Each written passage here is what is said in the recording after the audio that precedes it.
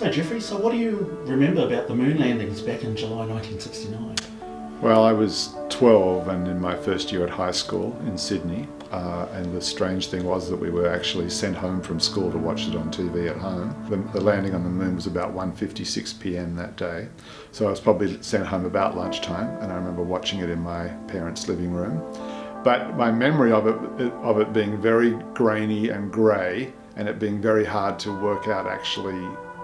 The screen wasn't very legible. It was hard to work out what was going on. I understand from reading about it today that I would have seen it 0.3 of a second before anybody else, because the signal was actually received in Australia and then sent to Houston, and therefore there was a bit of a delay in American television getting it, a 0.3 second delay.